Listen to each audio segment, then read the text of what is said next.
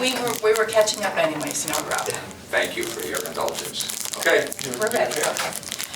Good morning, everyone. No, seriously, a couple. We're ready. Okay. Good morning, everyone. I'm Marilyn Richards, member of the Town Council, and I will be sitting in for Don Anderson this morning as chairman of the Planning Matters Subcommittee. It is Monday, November 18th, 10:35 a.m., and we will begin. I'd like to recognize the members of the committee. To my left is Connor O'Shea. To my right is Sid Starks, and his right is Ralph Page. We have with us this morning Jane Monaleski, attorney for hopefully a future developer in our town, and John Takena as the developer. Welcome. I'd like to note that this meeting is being recorded by LCAT.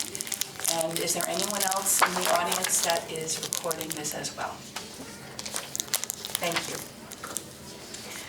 Has everyone signed up on the sign-up sheet? Okay, we're all set there. We have two sets of minutes that I would like to look at this morning and just see where we can go with them.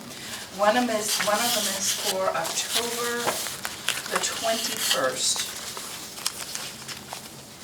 And are there any additions or corrections that you may have found? Have you had a chance to review them? Okay. We're good. Yeah, Okay. Do I hear a motion to I approve? move that we approve the October 21st, 2019 meeting. Thank you. Meeting minutes. Got it, thank you. Second. Seconded, any other discussion? All those in favor? Aye. Aye. Aye, okay. Great. Now we have the minutes from November the 4th. Any discussion on those or additions or corrections? I will abstain since I did that. Okay, then we could, if it's unanimous, we could, the three of us could still, there was just one blank. right, there was one blank, that was Joe Conley. Oh. Paul was unable to identify who that was, so that's Joe Conley. Any other additions? Motion to approve? I move that we approve the November 4th, 2019 meeting minutes with the blank filled in to Joe Conley. I'll second that. Okay, so any other discussion? All those in favor? Aye. Aye. Aye. And Sid abstained because he wasn't here. Correct. Okay. With one abstention. Okay. At our last meeting, Don left off on page, this is the document that we've been reviewing, the edited document with the red edits. And we were having a discussion on parking, and we stopped at, now it's my page 5. I'm not sure What was the number? that we're under, it's item number 6, parking Correct. circulation requirements. And then we went through A, B, C, D, and E. And at the end of E, we added additional language, which was voted on and referenced in our last minutes. And so that's where we stopped. Okay. So at that point, it would, we've added the language, the planning board will consider the following with a colon, and then the 3 items, a small 1, a small 2, a small 3. And that language had not changed, at least to my knowledge. Good. So we're all okay with that? Okay. If I may, to the board, I have just a documentation, because I think Don had left off saying that it would be like for further discussion, because we know we've back and forth For with further discussion. the parking. We took a vote on October 21st to approve that language, providing that the difference between the minimum required parking and the amount requested be designated on the plan as future parking and left as green space. That was a vote on October 21st, and it was a 4-1 vote. Okay, I just wanted to provide some additional information. For the record, you state your name. Oh yes, Jane Manteleschi. I would like to please just provide some additional information to the board if they'd be willing to have it, in furtherance of possible reopening the vote and possible discussion. What's the board's pleasure? Certainly. Yeah, let's hear. All right. Sorry. I saw color photos. Yes, other color photos. photos. Thanks. All right. Marilyn, I have one for Don. I don't know if you want to like. Sure, read one for- sure, thank you. There you are. I recognize these places. You should. So this is, right, an aerial view of Center Square, the Center Square Plaza. And if you want to just kind of get your bearings, right, the big red one is my office, right, that's 46 Center Square. You see the Walgreens, you see Health Tracks, you know, across the street, obviously, you see Starbucks, Supercuts, and then it's not labeled, but Center Square Grill, right? We can kind of get our bearings as to where that is. So I just wanted to have that discussion, if the board would let me just kind of talk about the parking requirements and how the developer here has stated that you don't want to have this, you know, a ton of just open parking spots. And if the board requires, essentially the bylaw requires that they leave it as green space, right, then they're probably just going to build the parking anyway, right? Correct. So I just wanted to kind of show the board. My comment to that comment would be that's a personal choice. No, I understand that. Okay, So I just okay, wanted to carry on, show the board.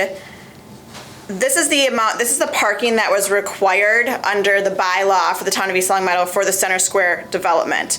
And I'm going to take your eyes to Health Tracks, right? And then you go, I guess it would be west, right? Up. And you see there's a bank of parking right towards the back here that doesn't usually get utilized because people don't want to walk that far, right, to Health Tracks or to Center Square Grill or to wherever. And then we have further west, we have this entire bank of parking that was required to be built under the bylaw because of the uses in Center Square that is completely not utilized. But you see this complete waste of space, and you'll notice that that is possibly could be a continuation and expansion of the rail trail because that was where it is. But because because Center Square was forced to do all of the parking under the bylaw without any sort of reduction for jointly used spaces, we have this entire bank of parking that does not get utilized and it just sits there. So I just wanted to kind of bring that to the board's attention, and I know some of you are probably familiar with that already, just to possibly reconsider thoughts on using this space as green space, especially when we could do other things with those spaces in a mixed-use development, which could be whatever type of uses. So I wanted to just kind of bring that to the board's attention. Through the chair. Well, Wouldn't that look beautiful as nice green space then? Which the developer Or would have it that could be option as. other things that could be used and more possibly tax revenue in the town. I don't know, John, thoughts? No, the thinking would be that you would want to have either uses that are productive or parking that would be utilized. We wouldn't want to have parking that wouldn't be utilized or, Open space. well, not really open space, but I think if we had open space, then I think that would be productive. But what you're telling me is this is going to be a requirement of the bylaw. And, you know, I'm not quite sure how we would deal with, you know, where it was and, you know, and those types of things. So again, I'm just... And I think that's part of our thought plan is, you know, the parking spots that you're going to be used are obviously going to be close to the building. If you're required more and you put it out behind the building and it stays green, you know, to me, it looks like more open space at that point. So my question to the chair, if this was not parking space that's not being utilized, would that be developed? That's my question.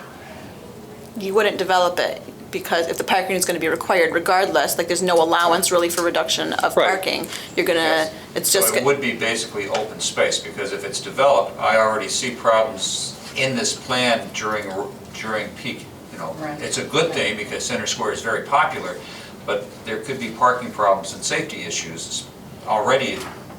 And I'm just curious, if this is developed, it would cause a parking. This isn't being developed, this is Center Square. Right, but I'm talking about on that development, that if you don't use those parking spaces in this new proposed development, would it be open space, or would you put buildings there? It They would, couldn't put buildings there, Yeah, it'd be, Okay, that's my question. because under the bylaw, you can't. If there's no allowance by the board really for actual reduction, as opposed to just green space or whatever, then there's no buildings that can be built there. And for There's no future uses. use, if parking was needed, that open space could be used as parking? Could be developed into parking? yeah, I would think you'd be able to. I mean, the challenge is, you would want to plan and develop the site comprehensively, Right. as opposed to planning and developing the site comprehensively with a leftover tail. Right. And I'm just, So you're talking landscaping, I mean, if we're talking open space, we're not just talking grass seed? Right. We're talking the landscaping? well, yeah, I mean, I guess With the area? the difference is if, so I think I calculate, I think in the letter that I provided for the committee on the first, the share between the residential and the commercial, which is really when you get the benefit of mixed use, is in the share of the demand, where you don't have a residential demand during the day, you don't have a commercial demand at night, and you literally get to use the same parking space 2 or 3 times. And that share is the true benefit. And I think I calculated the share was on the order of 80 or 90 spaces, which is probably a half acre of ground or so. Okay. And the question is, where is that half acre? Can you take that half acre and put it within the development where, everybody has a little, extra room around the buildings, there's a little more landscaping in the parking lots, there's a little more landscaping around the buildings? Or is it sitting as this half acre bank on the side, that's 60 feet deep and however long, and how do you want that, how do you want that done? Again, it's a planning challenge, and I guess all I'm asking for is, don't have the bylaw preclude it.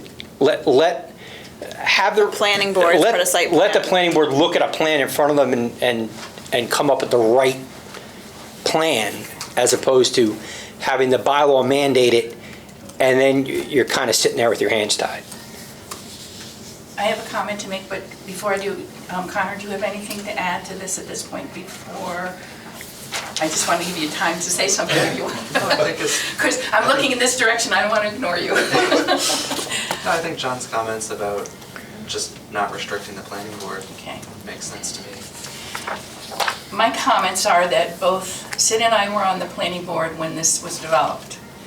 And at the time this was developed, the formula that was used was 5 spaces per 1,000 square feet. 5 spaces per 1,000 square feet, of development. And then after the project was complete, there was still parking needs in the thrust of the activity.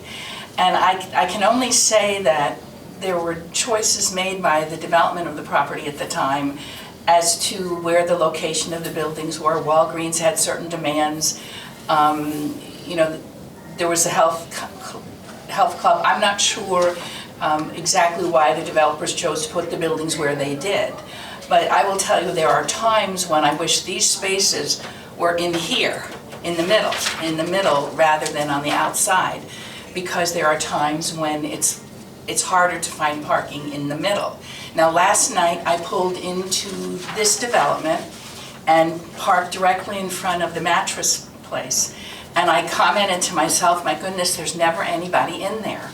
I mean, how many people buy mattresses? But there was the store clerk, but the whole store was full of mattresses, but no people. And I looked at the size of it and I thought, my goodness, I wonder when this use changes, what possibly could come in terms of the needs for parking. So, I mean, that's where we're coming from in terms of no real guarantee for the future. But yes, there have been issues with this development alone where in the evening or late afternoon when the town hall perhaps is still up and running in the library, it's harder to find. So if I may, through the board, or through the chair, maybe put that as something for the board or the planning board through site plan review to consider, right? Make that a requirement that they need to consider that. But what John is saying is just don't make it a mandatory thing, but just say, hey, the planning board, as part of its site plan review and design committee, needs to have this included as one of its considerations in determining whether or not to reduce the parking requirement. Okay. I guess, because of the things that we've discussed beforehand, and certainly it's up to the committee. However, when I think about the option that's out there, if the developer in his wisdom feels that this is all that's needed, there's a vehicle in place in this bylaw to give you that discretion, to say, I can tell you that this is what I need based on these market issues or whatever, and this is all I need. And so the harm would be that you don't build out and you just leave it as open space or landscape, which I think is a win for the people that use your site. The concern is overutilizing a site and perhaps decreasing the parking and adding more uses that will create potential nuisance issues. At least that's part of the thinking that was discussed a while back. Madam Chairman, my thought on this, we look at this, we don't make a decision today. We've already made a decision. Right. And I'm sure it will be brought up again before everything No, is it won't. approved. It's done. I mean, we took a vote on it. If we rescind it.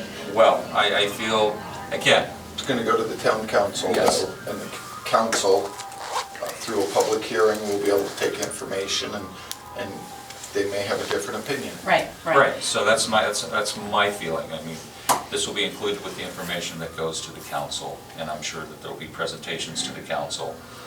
So you're, just so I understand it Yeah. correctly, that at this point in time, your words have not fallen on deaf ears, but. If there is a change in the vote, now is not the time to do it.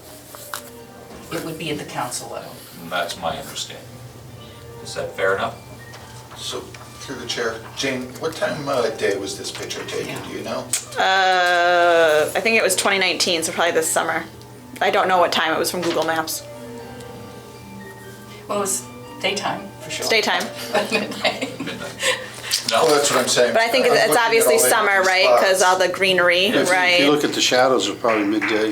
Well, I'm looking at the number of spots, I'm figuring this is probably somewhere around noon time, because I've been there at 5, 6, 7 at night when Health Tracks is full, Center Square Grill is busy, and you would not see these open spots. I'm gonna say this is honestly probably more closer to morning because look at the Starbucks lot, and that's usually, that line is there in the morning. Health Tracks is usually, because I park here every day, right? Health Tracks is usually busy in the morning, then when I go to lunch around between 12:30 and 1:30, those spaces over by Health Tracks are not filled, but they are in the morning. So I think you're probably, and those spats in front of Center Square Grill are probably people going to Health Tracks. Do you see where those ones are Yeah. filled? Yeah. I'm gonna say it's probably Yeah, it's pretty early. Pretty early in the I've been morning. in there. I'm gonna say between right around 8:30 and dinner time. 10:30. And it's busy. And I've seen the back parking lot Right. with multiple cars in it, and Center Square Grill completely full, and all the way up in front full. I mean, like I said, I think at any time you can pull a certain time of day and see a lot of empty spots. In Well, I'm mainly focused, obviously, on the location. back space. Right. And I think, again, that is a large consideration to be done. And Marilyn, you said, you wish those spaces would have been in the center, right? And because the developer designed whatever reason they did, the developer designed the buildings the way that they Well, did. you designed it around buildings that were already there. too. But hold on. So I think as part of site plan review, right, the planning board could say, okay, if you consider the parking and the reduction in parking, the planning board could say, okay, no, your reduction isn't going to work because of the building location. If you want to do a different building location, then that could all be considered. So I think, again, I hate to beat a dead horse, right? But like what we're just trying to say is let the planning board have that discretion. Don't make it a mandate under the bylaw, and allow the planning board, who's going to have that site plan design review, all of that under their belts, right? And they're going to see all of this. Let them have the ability to make that decision. And they do have an ability to reduce the parking, absolutely, based on what's written right now. Based on what we've written right now, they do have the ability to recognize, based on whatever information from the site plan review, that the parking needs aren't as great. The town needs to look for some protection, if you will, for future in the event the uses change, and that's why we added the language that we did. I also need to remind you that this is 5 spaces per 1,000, and the bylaw is already asking for only 4.5 spaces per 1,000, which is relief in of itself. And so maybe if you had 4.5, maybe these back spaces, some of those, I'm not sure how it would have played out. But that decision was made after the development, when there was a need for Spoletos to have more parking, they wanted more seats, they were doing an amazing business, and the planning board recognized that we need to make some kind of an adjustment here, and that's why I did the research, to be honest with you, with the planning board's support, and looked at other communities, and the 4.5 spaces per 1,000 square feet of development was a good fit, and that's why we're putting it in here. So that's Right, but the planning board made that decision. You, as a part of the planning board, made that decision. Actually, the town meeting made that decision. Well, I understand it was a different form of governance. I understand that, but Right, okay, just so that you understand, because this doesn't reflect what we're doing right now. Okay. So at this point, we're ready to move on. Design review. Okay. Section 7, design review. The only words that we added were in the first sentence. After prior to, we added and within. And I can read the sentence in its full entirety as was added for clarification. The design review committee or the planning board acting as the design review committee shall review applications for all actions that are subject to the provisions of this section and shall make recommendation to the developer prior to and within, that's what we added, and within, the public hearing for site plan review, and the rest of the language is the same as proposed. And the reason why we added and within, because there's testimony taken within a public hearing. Any comments? No, I think that would make sense. Okay. All right, moving down, we deleted, actually, we've gone through this whole document once. This is a second review. My understanding is we're going through the changes that we made second time around. Is that everyone's understanding? Because I don't want to keep Yes. reading this stuff Yes. over and over again. Okay, we deleted dedicated common open space requirements because that was listed elsewhere. Moving on, community association became the new number 8. And this particular section, I would like to waive until we have a full committee. Certainly. Yeah, Because because Don had information Right. on this, he's done some research.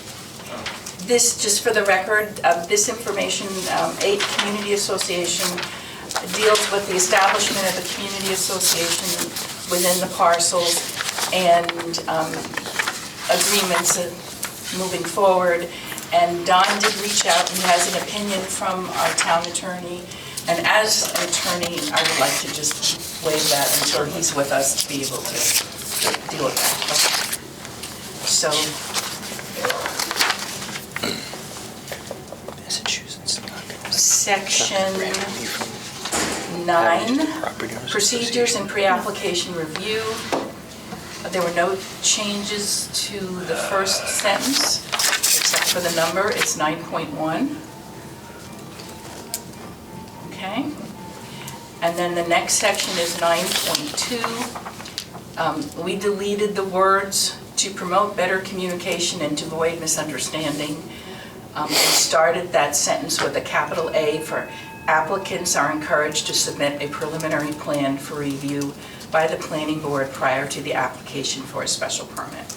So what we changed, we crossed out the first six or seven words and started with applicants. Does that meet with everybody? Okay.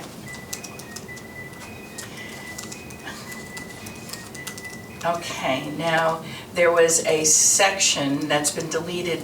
The prior number was 10.12, and it says a special permit application and site plan review application shall be submitted to the planning board.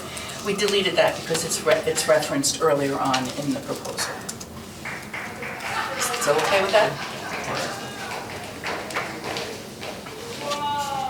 And then under, it would be now a new item 10, additional provisions. Correct. Everybody, we are, okay. Under additional provisions, small letter A, all roads in the development shall meet the minimum requirements for public roads as established by the Department of Public Works. However, the planning board may grant waivers from the requirements for width of right-of-way and pavement. And then it was added by the committee at the last go-round, the words, with the exception that sidewalks shall not be waived. Are we still okay with that? Yes. Okay. And then item B, a bus stop shall be provided for public or private transport. That was fine. And then we added an item C, a traffic study may not be waived. Correct. Okay.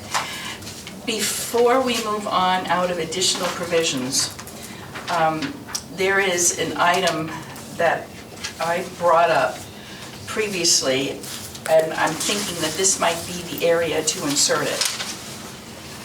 And that would be a host community agreement needs to be referenced.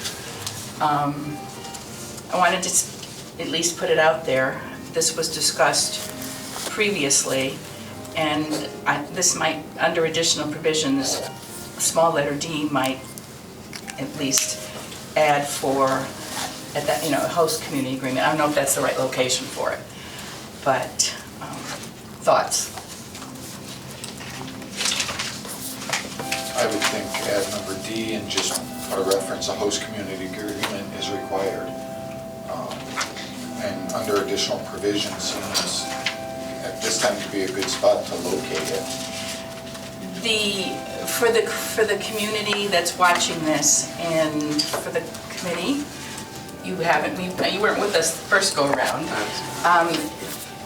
Attorney Monaleski had submitted to our committee during a previous bylaw review an example of a host community agreement which addresses the potential impact issues that a development might have. And we won't know what they are until the planning board sits down with the developer, whoever he or she may be, and you see what kind of an impact what's being proposed will have on the community. And some things that are included in a host community agreement, for example, an alternative to certain housing.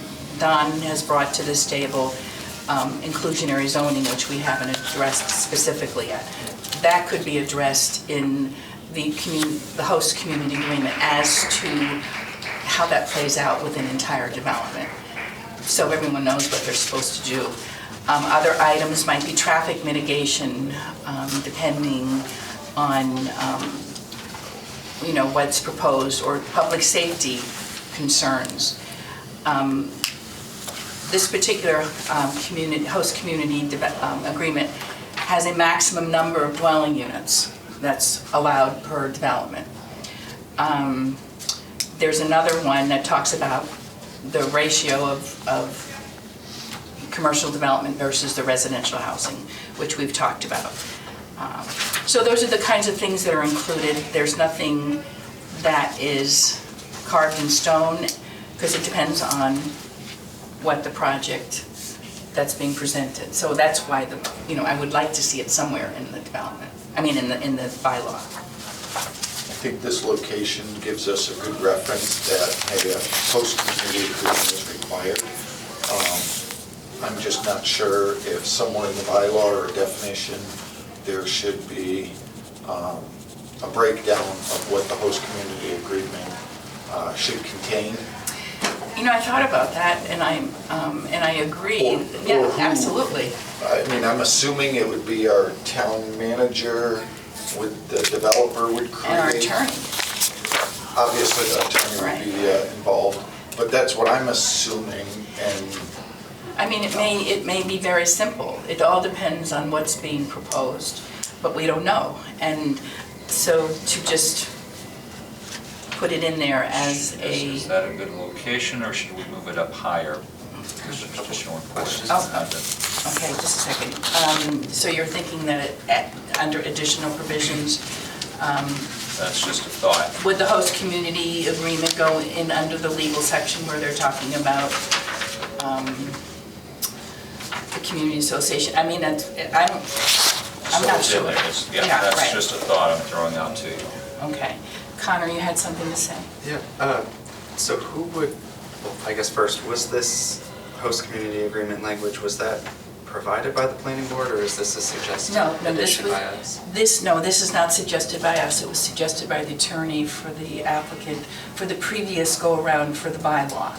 And at that time, we were struggling with school impact, school enrollment. What would happen? We've been reassured that there's no age restriction to this kind of development, and what kind of an impact would this have on our existing services that the town provides?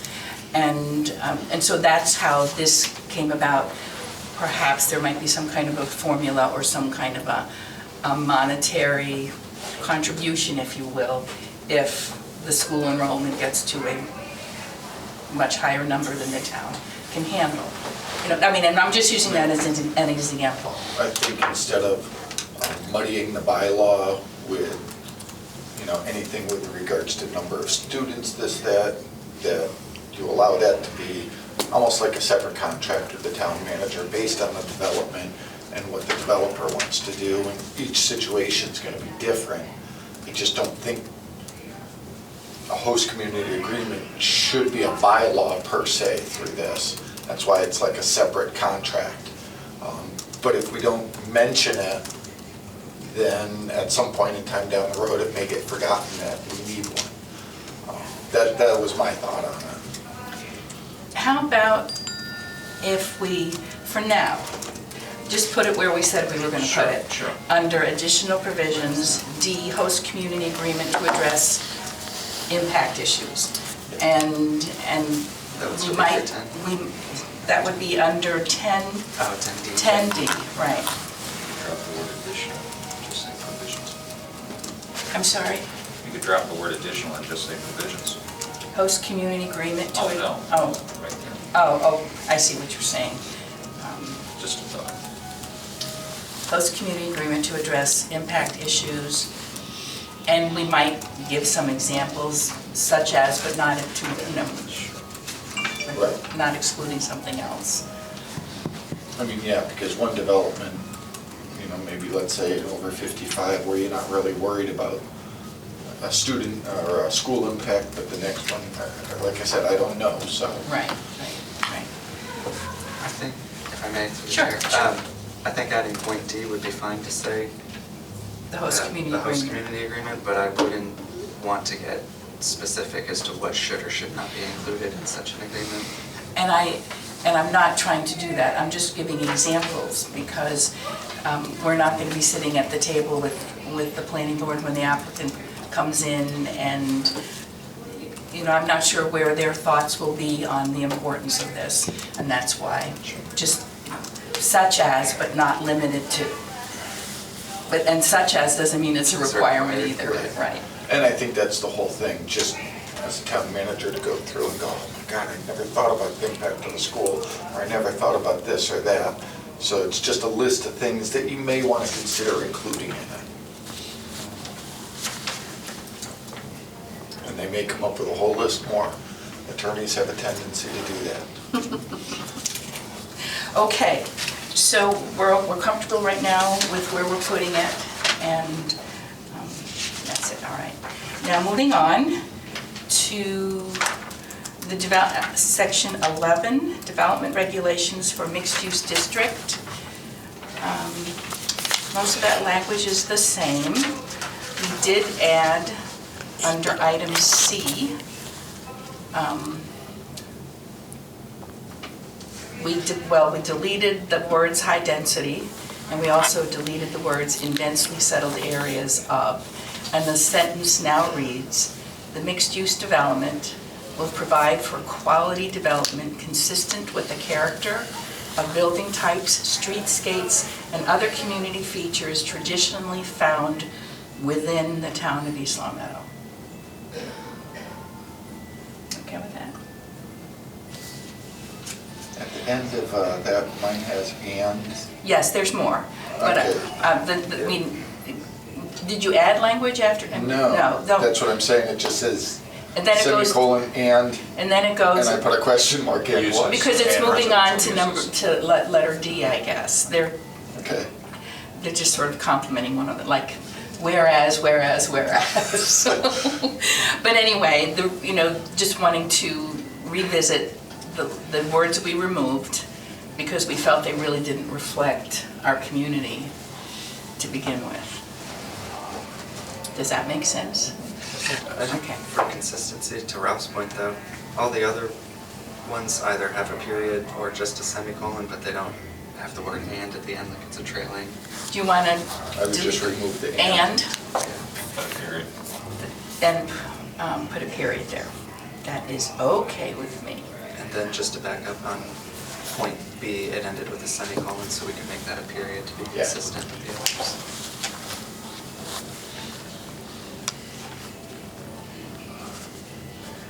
To remember where all these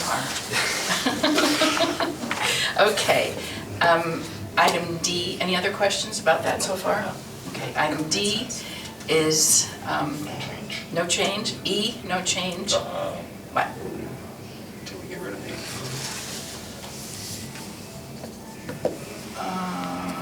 Or did you?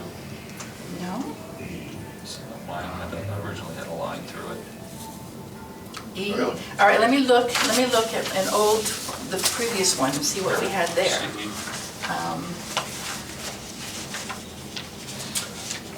I Yes. made the suggestion to get Yes, rid of it, yes. and they said no, for Okay. this case, repetitive may be okay. Okay. Okay to leave, so we put it back in. Okay. Okay. Good. Too many revisions. You look good in the glasses. I like them. Didn't see correct. Okay, all right, so, see, okay, D is fine, E is fine, F, site development, location of buildings and structures. Now, I think this is where we got confused. well, last that's time. why I wrote confusing. Review definition. First of all, what we changed in this, at the end of the sentence, we crossed out a mix and added the correct percentage. And then we just added commercial, business, and residential uses together. So the sentence would read, a lot in the mixed-use district may contain more than one structure with a principal use.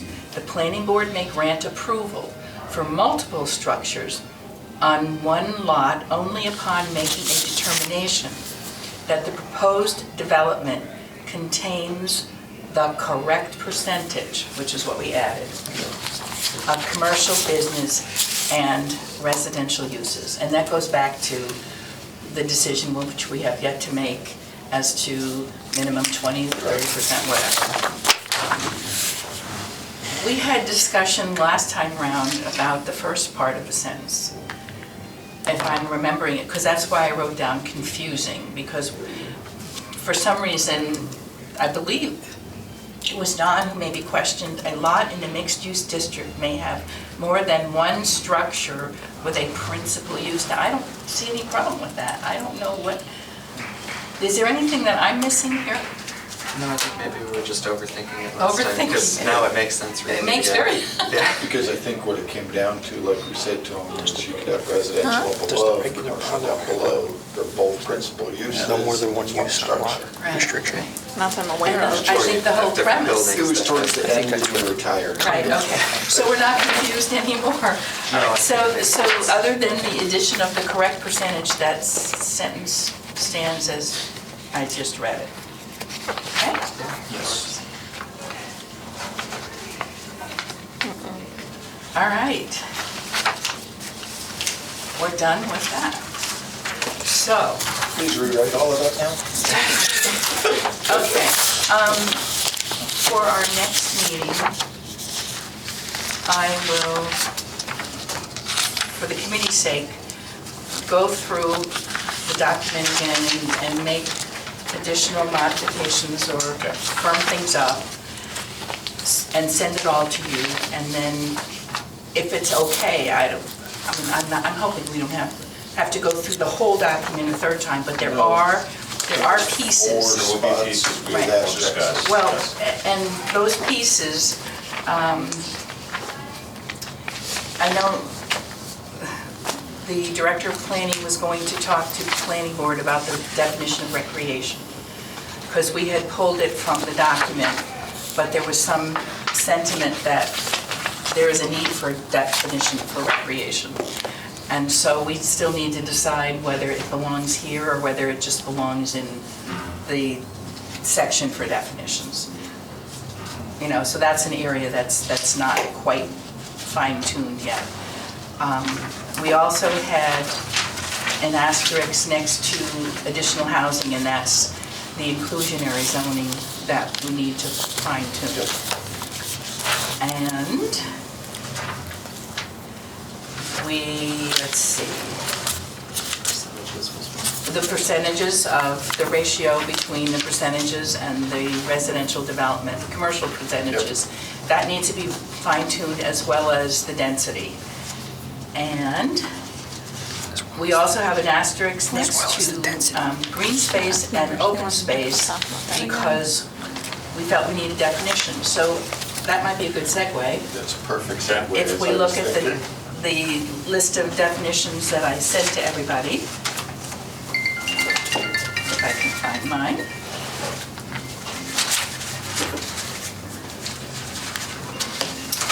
One second. Did you bring this up? Sure. What? I know I have it. I just have The to- definitions. Oh, the definition, just You're the best. I even printed one and I left it home. I was just looking at it on the phone. All right. So, and I sent all the interested parties these same definitions, so they are at least knowledgeable of what we're working on. In 3.12 of the draft bylaw, it references townhouses, and it addresses let me find it. It says C 5.322. And I wondered, once we go through the codification, what does 5.322 mean to this piece in the bylaw? I don't know, Ralph, how that would play out. 'Cause he's- I do have it. The code will be zoning bylaws, which is section, I believe it's 350, and then it'll say subsection, and literally it's just about taking the numbers out of ours. It may be section, subsection 5.3B, something like that, but they're trying to keep it so that it still references it. But if we put it into the format like this, C-section, then E-code will then translate it into the right spot. Okay.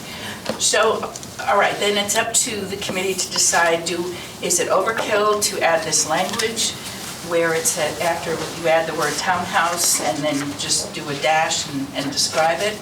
Or is it sufficient to the document for being user-friendly to say C 5.322? It doesn't matter to me. This is the exact language from 5.322 for townhouse. It's already in the zoning bylaw? It's in the zoning bylaw, and that's under the planned unit residential bylaw. That's where this definition is located.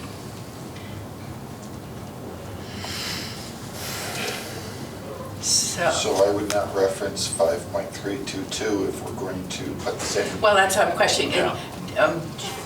I've never been shy in putting things in more than one place to make it easier, but I'm a team player here, and whatever you want to do is fine. So. How much space will it take? Not 8 pages. I mean, I think my perspective is, given that we didn't want to adjust anything about the definition, I think we can just reference it without having to include it again. That would work. And the only reason why I went to that effort was the next one, multifamily dwelling. We have a definition in our Section 8 for multifamily, but we also have a definition in, I believe it's planned unit residential as well. So there were 2 definitions in the bylaw for multifamily.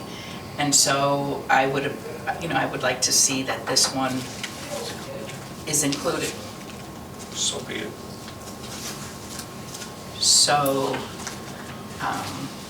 So is that multifamily dwellings definition, is that different than the existing 2, or is that one? the multifamily dwelling that I'm giving you here is from Section 8 in the zoning bylaw, the definitions.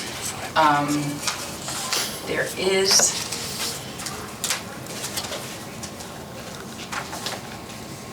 give me a second.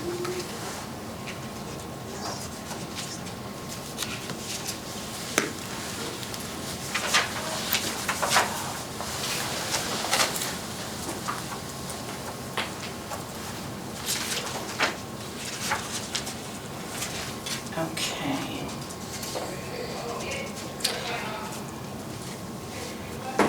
Now, in planned unit residential district, there is a multifamily dwelling definition that says, multifamily dwellings including garden units not exceeding 6 units per building. Which, that definition would be very restrictive for this kind of use, especially with apartments. So my feeling was, and it's appropriate for planned unit residential. That the one that's there. And I'm not asking that that be changed. I'm just saying that I think it's important that we clarify what multifamily dwelling means in this bylaw. So what your thought is within the bylaw that is being created, put a definition for mixed-use village district, multifamily dwelling definition is, and that way there, that definition is only for that district, and the planned unit residential is only for the planned unit residential. Except this definition addresses our housing authority, it also addresses our elderly housing. Well, that's what I'm saying. So what you're looking at is putting in our bylaws a separate definition only for mixed-use Well, village. just putting it there for clarification, just so that, Instead of putting it into the list so of that some future definitions. planning board member might say, no, wait a minute. Right. What are we talking about here? Because it's if they're looking at other multiple family development bylaws, they'll see a different bylaw, see a different definition. The reason for my question is if we go back to townhouses, if all the different areas that we have townhouses are the same, then can we not just put that definition under our definitions and just say see definitions for townhouses? And yet if we have a different one for a specific use, then it goes within that district. Do we have I'm We looking, I don't know have a there, definition for townhouse. we do not. We do not. No, but I'm we- looking right now, there's no definition. That's why you're being directed to section 5.322. And if both of those are gonna be the exact same, shouldn't we just move it into the definitions and say, see definition of townhouse? And I don't have a problem with any of that, but this is going beyond the scope of, I mean, if we're gonna be, if we're gonna do. We're gonna be thorough. Well, I'm not talking about being thorough, but I mean, then we're talking about, with our bylaw that we submit to the town council, that we will be also submitting changes to section 8 definitions. I mean, and that's fine with me. I Yes. just, And I think we have to, only based on the fact that, hey, we're putting this definition in because of this bylaw. okay, so based on the first definition, townhouse, rather than, because there's no definition, rather than say C 5.322, we're going to add this to The definition. definition section 8. Is that okay? That's fine. Okay. All right. Now, the second one, multifamily dwellings, that's already in section 8. So, But we have multiple. but there's multiple, right. So we would I need would to keep that reference. in the bylaw that we're creating if we're gonna do a different definition for it. You understand what I'm saying? What I'm saying is that multifamily dwelling would Yeah. reflect what, what? That same exact sentence that you have is on 8-4 there, dwelling comma multifamily in that zoning bylaw. In the draft? No, like in the zoning bylaws itself. So we have like a building containing at least 2 dwellings with separate sleeping, cooking, and sanitary facilities is the same thing. Oops.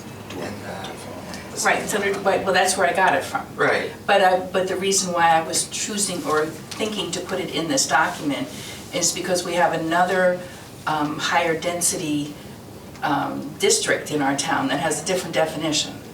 And that's why I wanted to keep this definition with this bylaw. I guess my question is, if we just reference the definitions itself, though, would it be understood that That the one would- and the other one would just be an override of the definitions in section 8? Does that make sense? The townhouse would be, No, what was it, plain adult residential or something? You Correct. said that definition would just be an override of this generic one in section 8. So if we just reference the one in section 8, we're not necessarily confused as to the 2 definitions. Yeah, I understand I what do you're saying. too, right? And- I'm just- And if we're gonna use the definition that's already in section 8, for multifamily. multifamily Then dwellings, just say see C, section 8. And that works for me. I just wanted to make sure. Yep. I wanted to make sure where it was coming from. Yeah. Right, okay. I hope they bring the bylaws. Okay, so we're all right with that. One we're going to add to section 8, the other one we're going to reference section 8, Yep. because it's already there.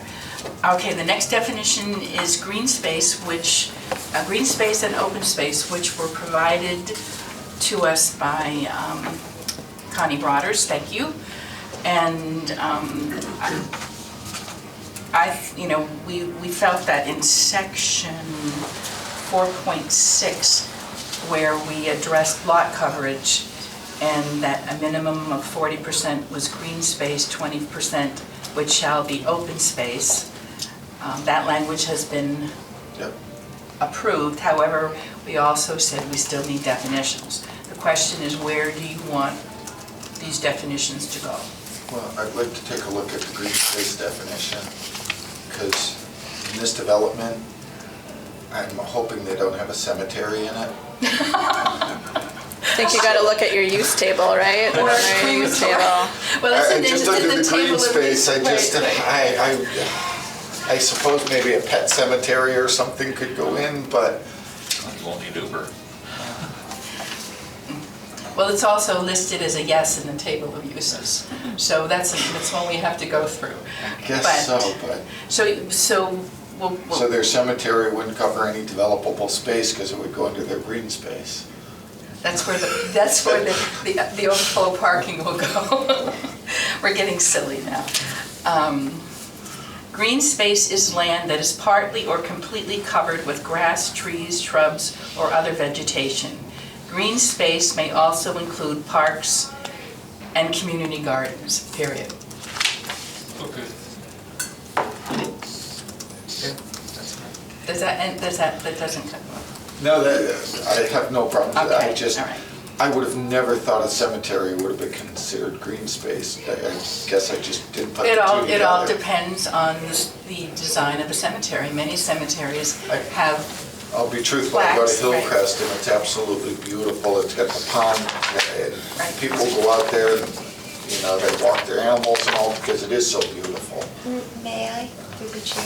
absolutely. So, years ago, urban settings didn't have green space, open space, places where people could enjoy quiet and experience nature. So cemeteries actually became a place for people to picnic and, just be in the great outdoors.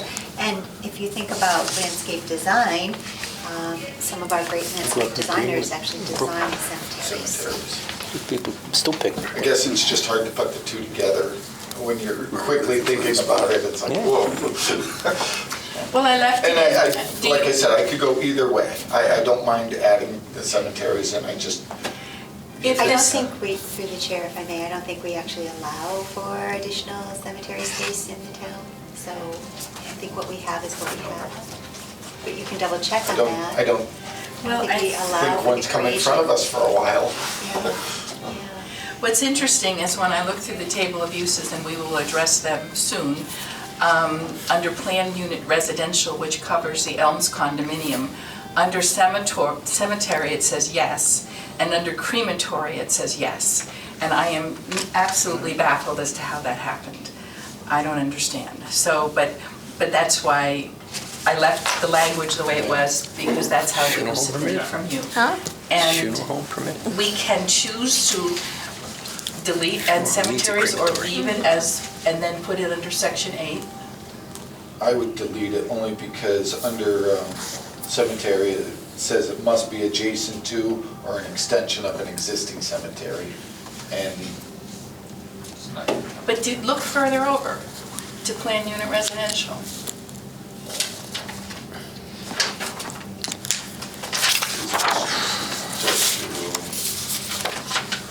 No, it would be above, on yeah, the but column. this is, yeah, it would be over here, right, What does it say under PUR? Is there a Y? yes. But it's mandated under the 3.1 standards and conditions that it must be adjacent to or an extension of an existing cemetery. So if there's already one next to planned unit residential, then it's allowed. I hear you. So there Otherwise, could be a future yeah. planned unit residential. Got it. Okay. But like I said, either way, I'm okay with it. The rest of the bylaw covers Okay. it, so. So we agreed to green space may also include parks and community gardens and delete and cemeteries. And before we decide where we're going to put these, let's look at open space. Open space, meaningful outdoor space for passive or active use. It includes but not limited to settings for development, recreation areas, landscaping, hardscape, water features, seating areas, plazas, gazebos, sidewalks, and trails. Open space does not include parking areas or parking lot landscaping. And this also came from Ms. Broaders. Any?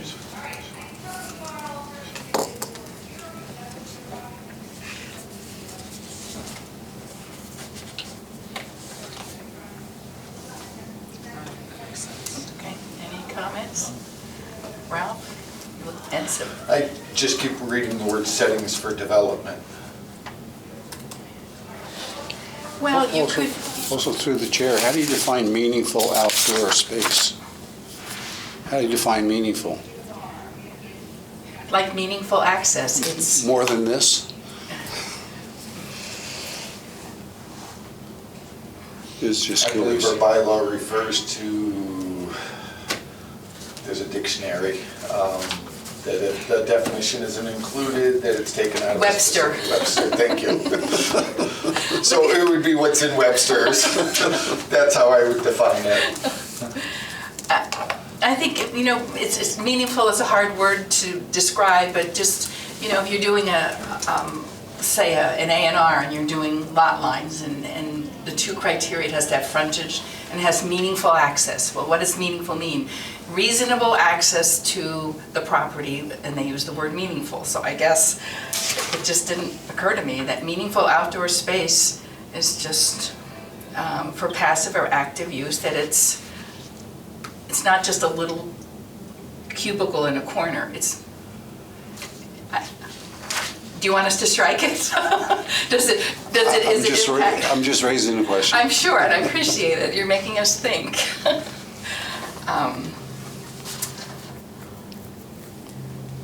Is there anything else besides the word meaningful? I don't see anything. No, I think the rest is fine. Miss Connie, can you describe to us what meaningful outdoor space means?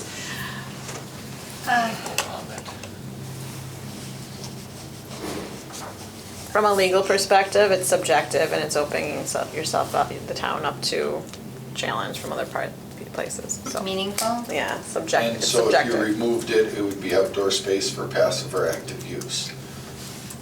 I don't want another lawsuit, Miss Neal. So we'll just, meaningful can be stricken from the record. It can be meaningless.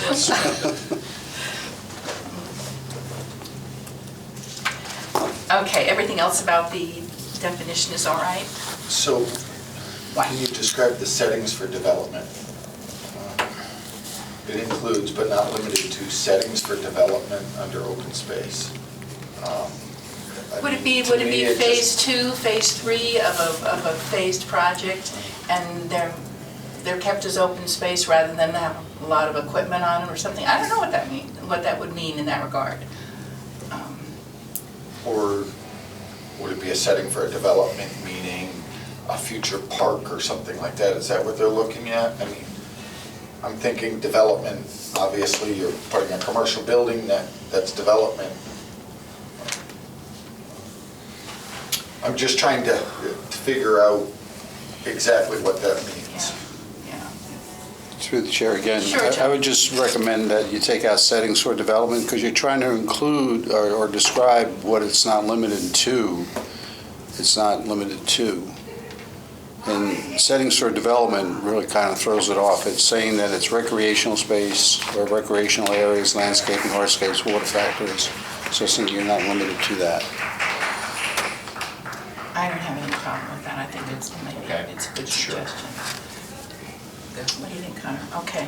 So our open space definition reads, outdoor space for passive or active use.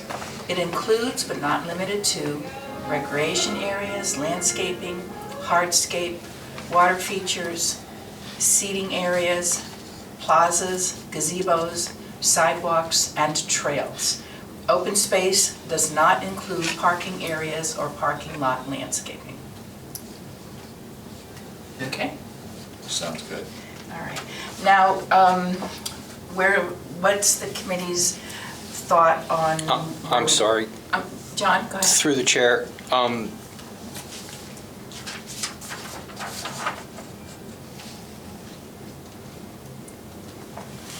Active or passive use, what about like just open space, like natural space? Is that not open space? That would be passive. Passive. That's passive? Passive, Okay. yeah, that's how I would read That's it. walking through it and stuff like that. Passive Or recreation. just Could be sitting there green, Sitting Right. area. That's sitting there passive. green. Exactly. Very well. Yeah, that's good. Okay. All right, we needed these definitions for 4.6. I'm not suggesting that these definitions be listed at that location. We could put them as part of the definitions for section 8 and reference them, just see section 8 for definitions in the bylaw. Yeah, I don't have a problem with C, section 8.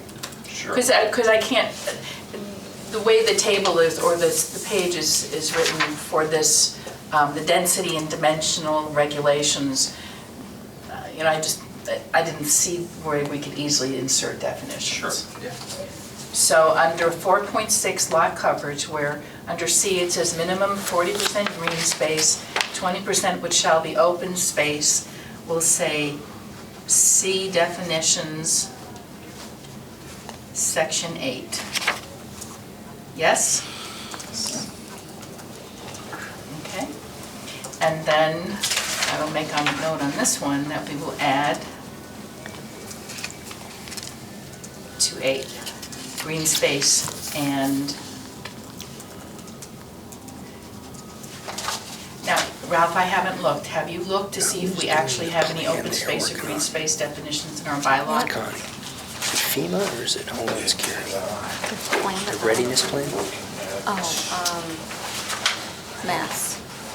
Just want to double check. FEMA or for Homeland? For Mass. Oh, it's Massachusetts Yeah, thing. Mass. The governor put in something early last year, or either this year. Yeah, I had a couple. I don't see anything for open. I There was don't a question see on the anything AICP exam on Friday. Oh. Or for space. Yeah, it was Okay. something No, the the governor did. Slight weird Yes. thing is in section 8, we have parking area, and it says any open space used for parking motor vehicles. Did you see that? Okay. Which, I'm not sure which page that's Page 145. on. But it's on. Parking area is what you were talking about? He's- Yeah, it's- 'cause Yeah, it's any an open open space space. used for parking motor vehicles exclusively. So that doesn't, I don't believe, That doesn't, conflict with what we're I saying. don't think so.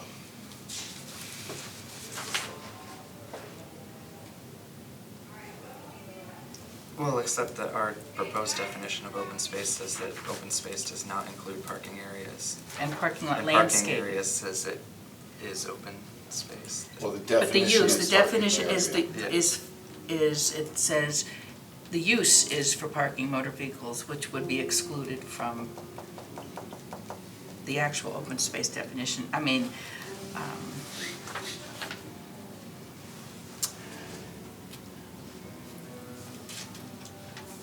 I'm just struggling with, how this is getting into a whole other issue that should Well, be.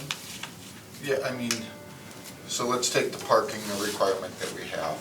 We said, hey, if you don't asphalt this, if you need it but you don't asphalt it, we're gonna consider that part of the open space. Green space, or green space. Which would fall under parking area, which is required, because it's any open space, but that's specifically going to be used for motor vehicles.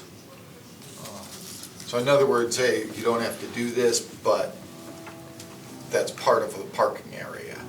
Right, I but think that's what, I think this came into effect when the Young Building was done. And like you said, we reserved that area for parking, but yet it's listed as open space, Future parking on the plan. future parking. Right. I think just my concern is if the parking area definition still refers to the term open space, then it could be possible that someone could construe those percentages that parking lots could potentially, at one point, have been considered open space. Except by the example that Ralph just said. There's a minimum parking requirement for a proposal, and there is the feeling that the minimum is not required. And so the difference between what was proposed and the minimum was left on the plan as future parking, and it's green space on the parcel. And this particular definition talks about a parking area is the area of the open space that's actually used for motor vehicles. So I don't have any problem with it. I can see past that. And I'd like to be here for the first person who makes that argument to the planning board. Yeah. And then you'll tell them what we said. You may be here for that argument, okay? I know I won't be the one making it.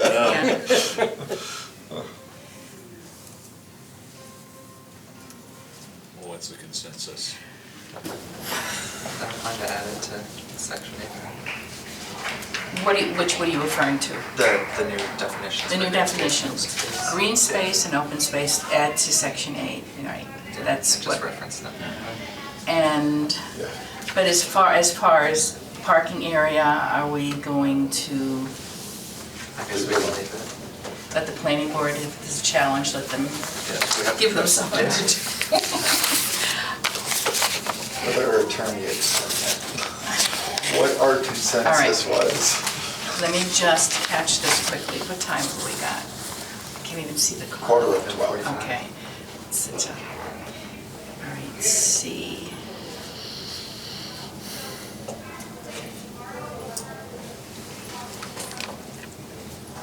All right.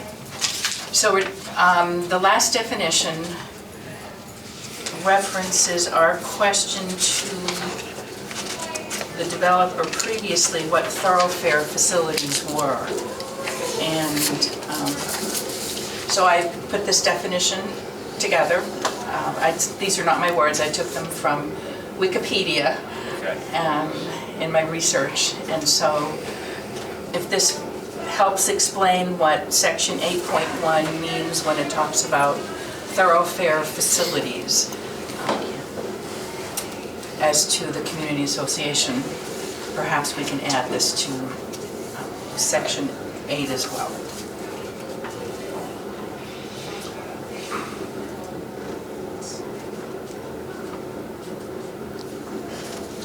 So I understand the definition as far as a thoroughfare. The word facilities The is, facilities,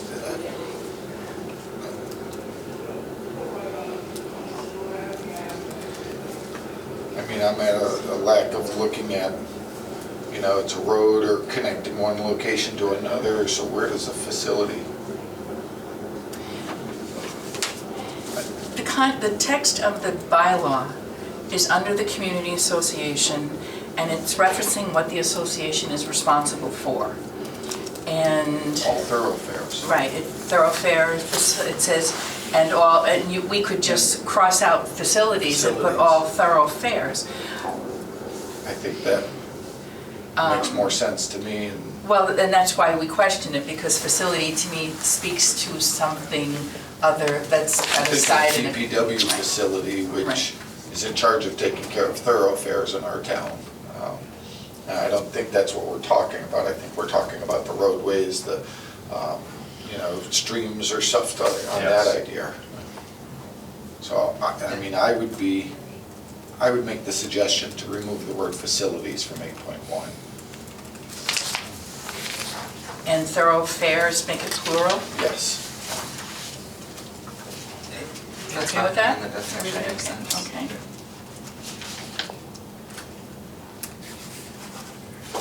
And I would still like to put a definition in section 8. And is the definition okay? Because I wrote at the bottom, this definition to be adapted to the needs of the district. I wasn't sure whether the district, or maybe we just need to have a routine thoroughfare definition, because it addresses water in terms of a strait, a channel, a waterway. We have brooks in town, but we don't have large bodies. Swamps. So, it was a good first guess.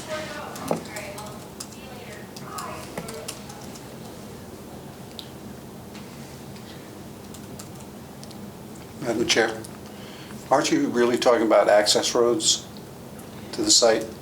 What we're talking about, they could be access roads, they could be sidewalks, could be, thoroughfare, is a parking lot a thoroughfare because you're driving through the parking lot to get from one side to the other? I don't know. I'm not, it's a word that in all the years I've been involved in town government, I've never came up with the word thoroughfare. Yeah.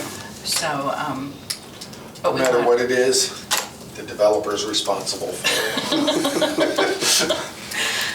And we also know with our definitions, just for education, just because there's a definition in our bylaw, it doesn't mean it's an allowed use in our town. We've had, through over the years, we put in definitions just to clarify certain uses when they're not allowed.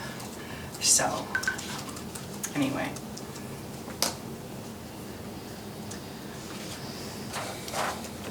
Are you okay with it? Yeah. You okay with it? Yep, absolutely. So, as written, refer to, from the beginning, a thoroughfare is a road or way connecting one location to another. On land, a thoroughfare may refer to anything from a multi-lane highway to a rough trail. Thoroughfares are used by a variety of traffic, such as cars on roads and highways. On water, a thoroughfare may refer to a straight channel or waterway. The term may also refer to access to a route distinct from the route itself. In other words, thoroughfare may refer to the legal right to use a particular way.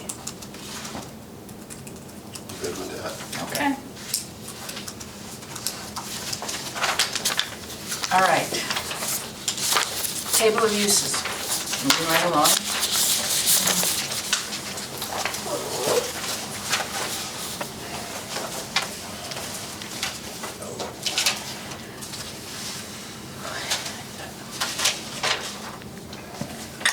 In the very beginning of the table of uses, under where it lists the districts with the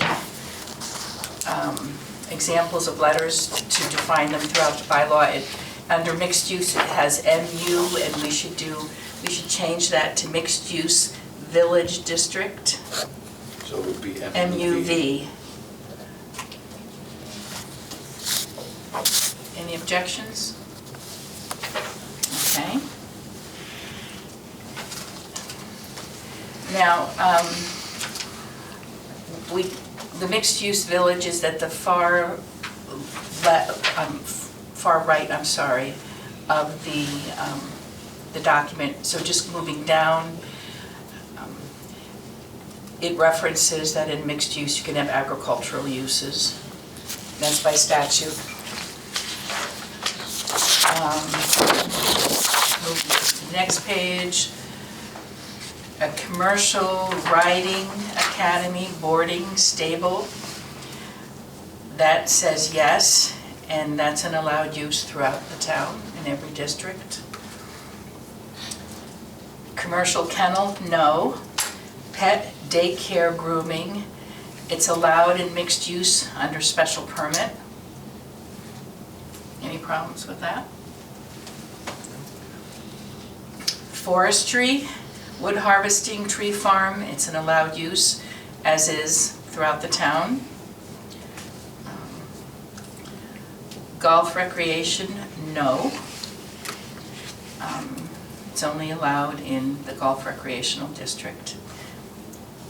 The next item, area and facility for sporting activity. It has a yes. Just throw that anywhere else.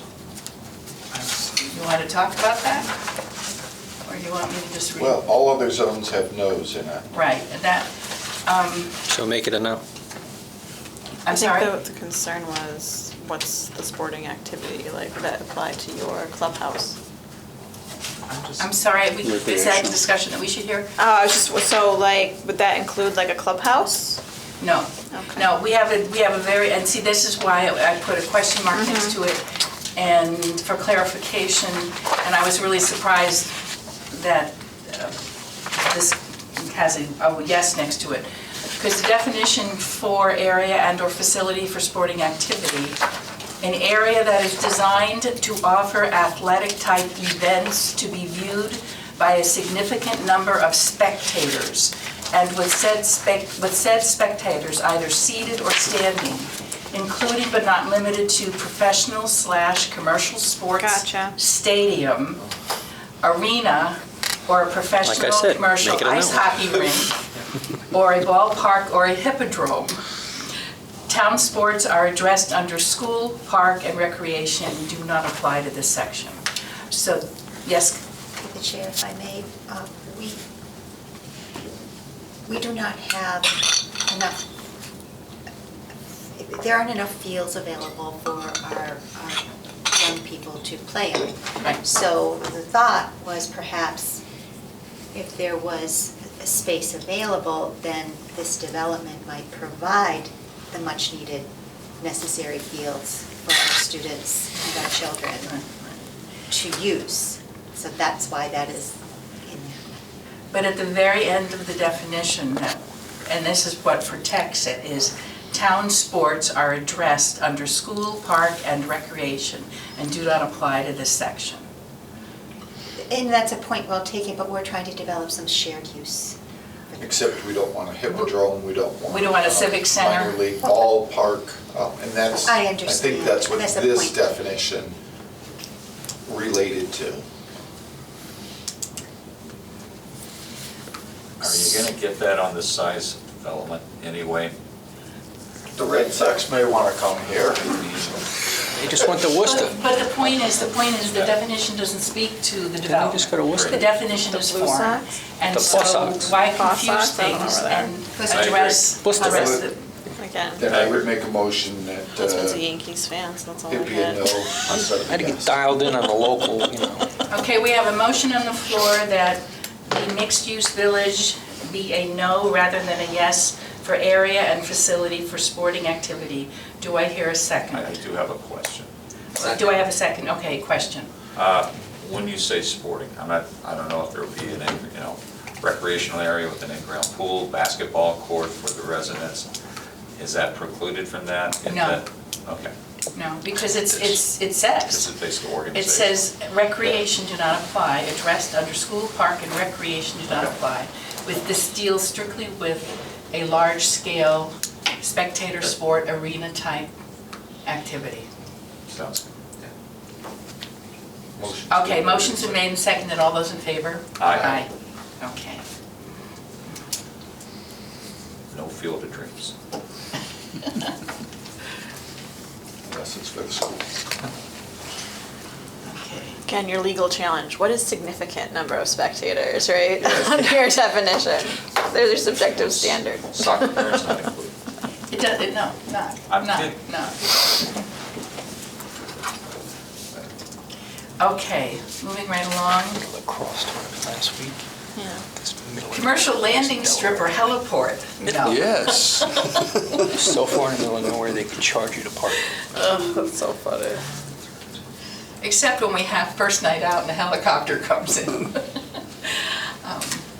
Okay, My only thought on helicopter, that wouldn't prevent like public safety no, helicopters. no, not at all, no. It's commercial. Okay. Right.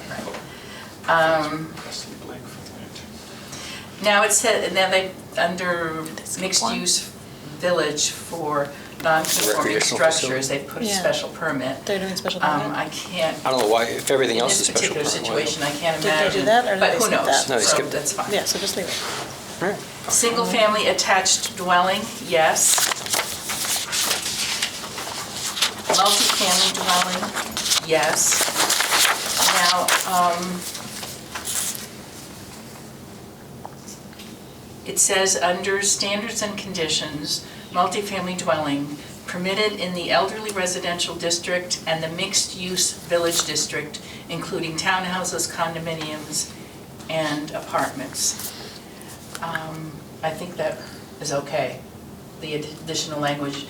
Elderly residential stands alone, as does mixed use. And that would be the mixed-use village district. right? Correct, right. So any place we see mixed use, we're adding village. Mixed, right. Okay. Now, multiple dwelling town property. There's a no. And town doesn't own any property there, so or anywhere that, you know. Mobile home, no. Mobile home park, no.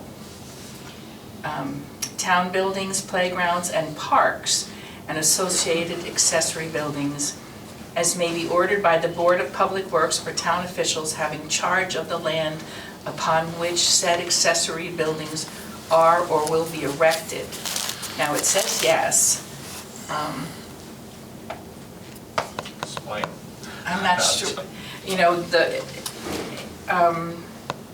town officials having charge of the land upon which said accessory buildings are or will be erected. Pump station. Thank you. You're welcome. Okay. What would the town have? I guess they could take over a section of land. Or they would come in and service It allows and it. then, Yeah.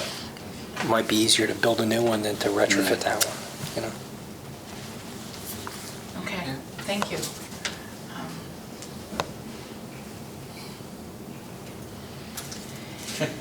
Okay, ground-mounted photovoltaic arrays. Should we bring this into conformity or just leave it alone and move on? Moving right along. Moving right along. Public or nonprofit school and college, yes. Childcare facility, yes. Family home daycare and large family home daycare, no. Question, and I guess within the rules and of an association, if you had a single-family dwelling and the resident of the single-family dwelling was licensed with the state of Massachusetts for a family home daycare, could that individual reside in a condominium and have their family home daycare on the premises? Or can your association? We won't allow it. If the use isn't there, then you Right. can't use it. Okay, it's not allowed in where I am either, but I was Yeah, just. we won't allow it. Okay. Moving right along.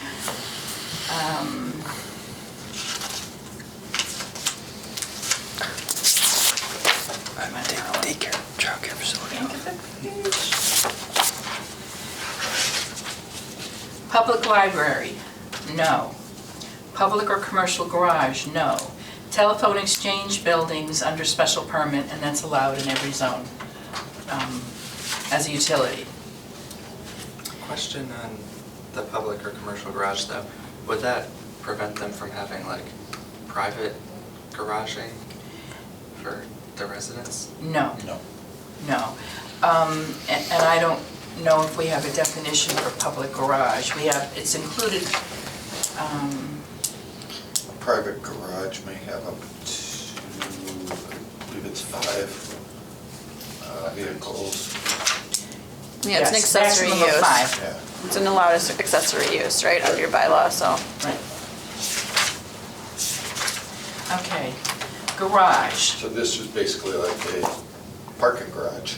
We have a definition for public garage, a building or portion thereof other than a private customer and employee garage or private residential garage, used primarily for the parking and storage of vehicles and available to the general public. And that would have been your parking garage that was discussed earlier on. So, Sid, any comments on that? so we're okay. We're okay on that. Whatever. Not worried It's not gonna inhibit if they want to be garages. Was the definition have that any garage you read there, was that proposed more for than 5 vehicles? what a public or You'd commercial separate garage each would one be as an considered? accessory use to townhomes and stuff like that. Yes. And I guess No, your if you- apartments. Yes. If you did like a, And Row it garages. separates residential and Yeah. private use. Yeah, So I think we're okay. but that's only. it'd be one, One. right? Yeah. It'd be One. one. No. One. One, yes, Necessarily not need five, not restrict it to 5. no. Right, got it. Especially if we're concerned about open space and allowing them to keep it open. A garage could allow them to, Are you looking to put, you're talking about a parking garage for a mixed-use development? potentially, yeah. But maybe I'm concerned about apartments and condos, right? I And you have like, thought we parking for those we- outside? Maybe you weren't on the Have committee outside yet. and have individual Was he garages here? too. I might not have been. Individual garages, not just like a parking thing underground Okay, that's we, like, they have individual garages. Right. A parking garage. The same like your garage at your house.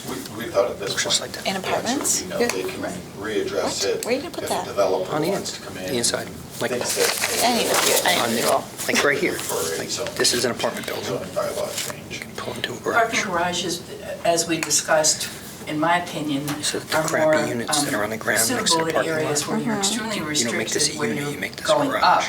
in your development, but you don't like, have so lots of you're acreage. gonna have, like- East Long Meadow Okay, has acreage. so apartments, right? And You're so gonna a have, parking like, grade, only a parking garage would this building, potentially right? Like, how many encourage apartments in total? overutilization of a parcel. So you have 24 with garages on the ground Lots floor? No, no, no. more Just units 1, going 2, up, 3, you have more 4, space 5, to 6, do more 7, 8, 9. residential because you're gonna put all the parking. For certain units. Plus, unit owners Everybody aren't else is gonna wanna parking live outside. in one section and walk all the way over here to their garage.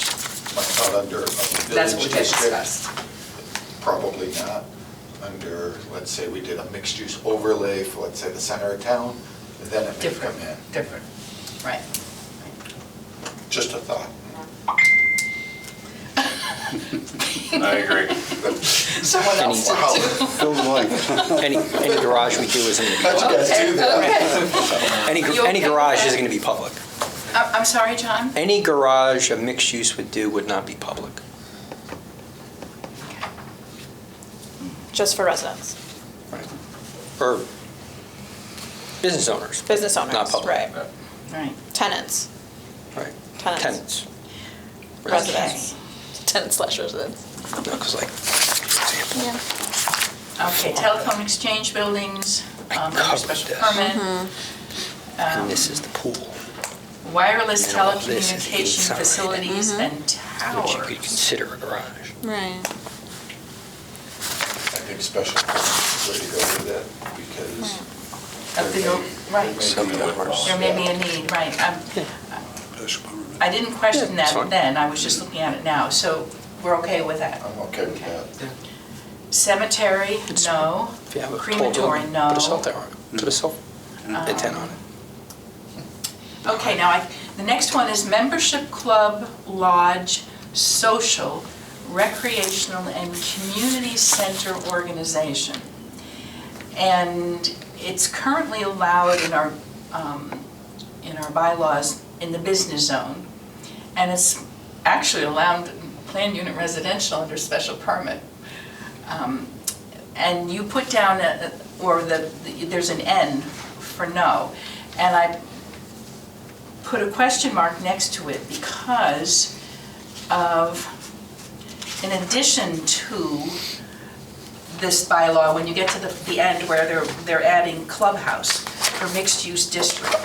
So maybe we should just pass that and go back to that when we get to clubhouse and find out what the differences are between the two. Because I wasn't sure what the thrust was. So Be a private clubhouse. this is membership club, you Yeah. know. You could special permit that, Yeah. like a VFW. Right. Like now, so VFW so American Legion, we're Right, we're huge veterans guys. Right. So VFW, American Legions are actually on the comeback because we do have Right. true veterans of foreign wars now that are, 28-year-old guys, but they don't have a place to go. So it actually is not a bad idea. Well, we can, change that to a yes. A yes or a special permit, either Or one. I mean, special permit. if they're special. We do have, permit, then and it special is- permit would make That's better fine. sense. But just so that you know, we have an active American Legion and an Italian veterans. We have Great. a good complement, but That's maybe enough. they'd like a newer spot. I'm just stating what we're running into around, we do, because in New Jersey, like for example, in New Jersey, we spearheaded adopting an amendment to our affordable housing laws that we can offer our affordable housing units on a veteran's preference, so that we can offer them to veterans first, and then they go out to the general public. And now we've just amended that same law to also expand that to our first responders. So again, we're really active with the veteran community, and it's one of the issues we're running into. They don't know where to go. Thank you. Okay, so special permit under membership club, lodge, social, recreational, and community center organization.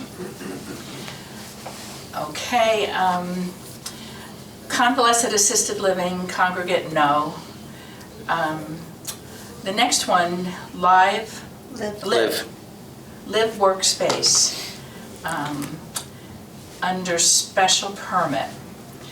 And And when we first met, and refresh my memory, somebody, we asked George to define what live-work space was. And he implied that it was you live in one section and your business is right next door.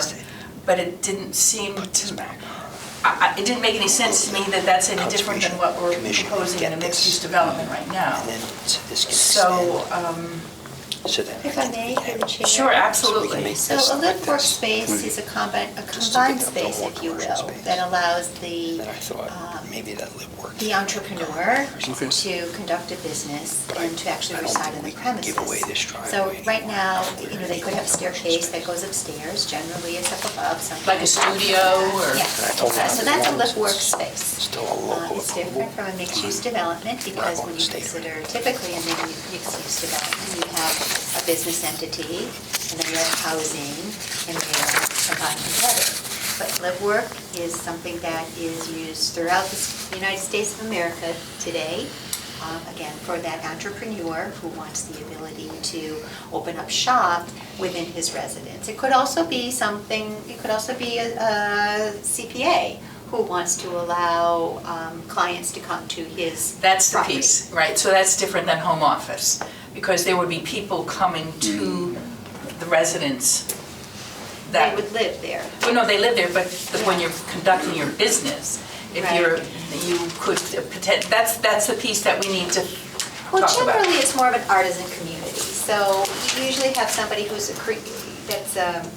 that's a creator, it's makerspace, if you will. So it's a wonderful opportunity for you all to read more and learn more about Live Workspace and see what's going on around the United States of America. And again, moving forward, I would strongly encourage you to allow for this use in this mixed-use village.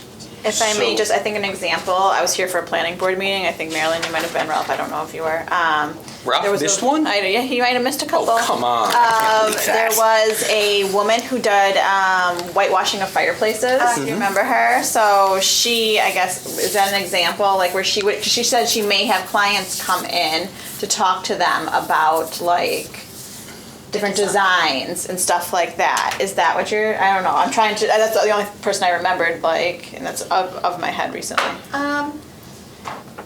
Yeah, well, but she's not necessarily going to be whitewashing. She won't do the actual activity there. She'll do the activity obviously at their house, the client's house, but she would have the clients in to discuss designs and maybe show them designs on like a computer or something. I don't know. I'm just trying to put that out there.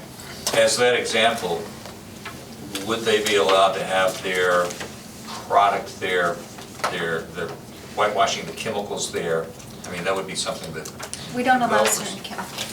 Yeah, we don't allow any chemicals. let me legally keep it there, because we've had instances in town where home-based businesses have done things they shouldn't do. So, You know, I'm sure that would be. it's a different, it actually, it's a neat opportunity in doing new to think about actually how we would do it. Right.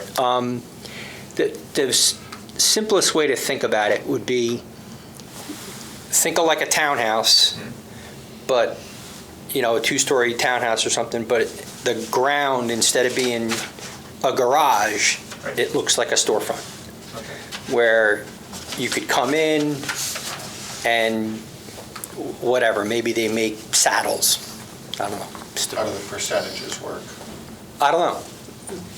But that's, something that, you have an art, it usually is an artisan type of thing. It could be a professional, but again. Consulting business. Right, it could be a consulting business where you want to have. Exactly.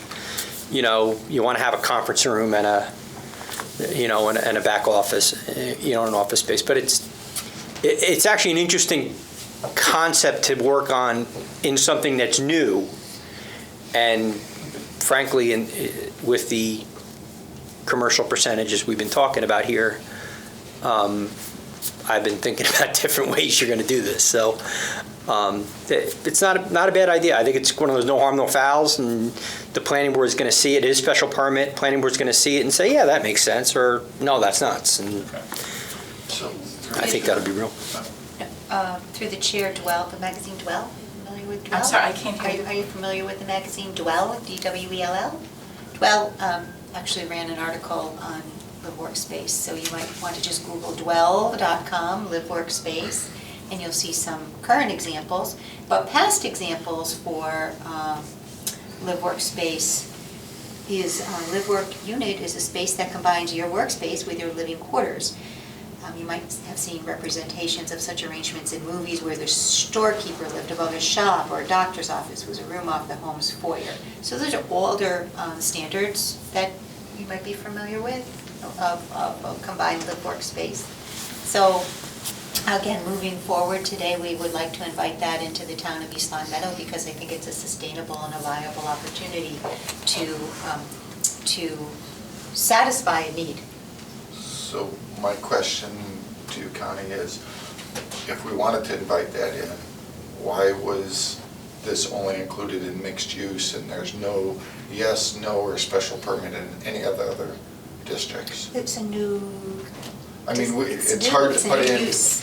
it's hard to put in an item and not have whether it's allowed or not in all districts except for mixed use. Well, again, Live Workspace is a relatively new use, if you will, and I put it in section 3.053 because it was marked as reserved. So I thought that might be a good place for it to live. But that's what I'm saying, are we gonna allow it under AA, A, business, commercial? Or are we just gonna leave all of those blank to where you're not sure if it's allowed or not allowed in those districts, but we know under mixed use it'll be under special permit? I think because we're addressing mixed use, we created that, and we are not considering the other zoning districts at this time.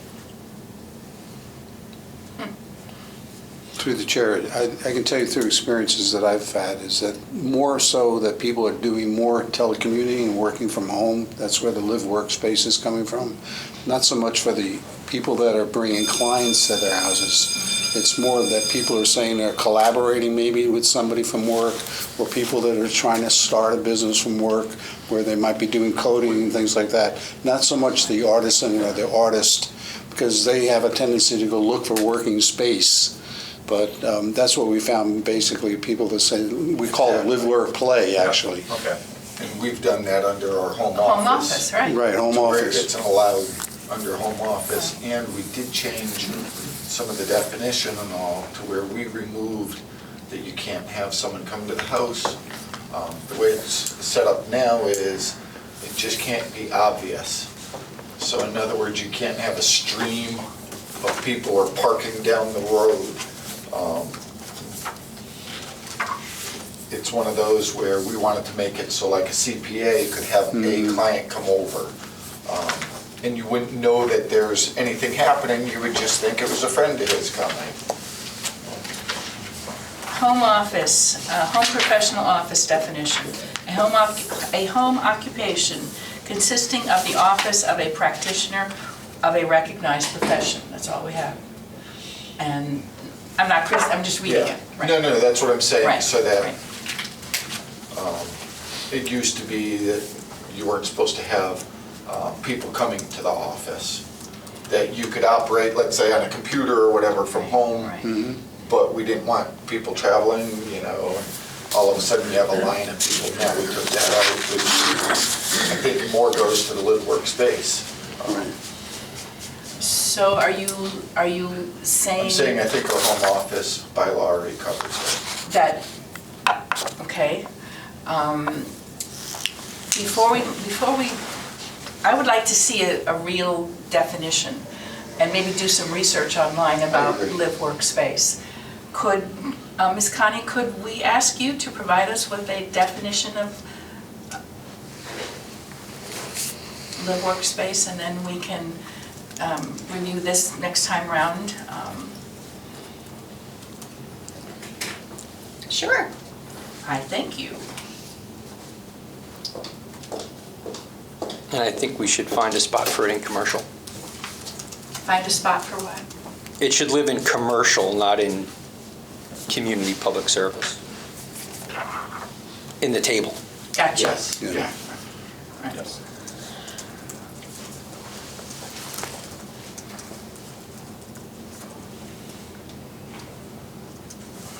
Okay, so we're going to wait on the definition, do some research Yep. on live workspace.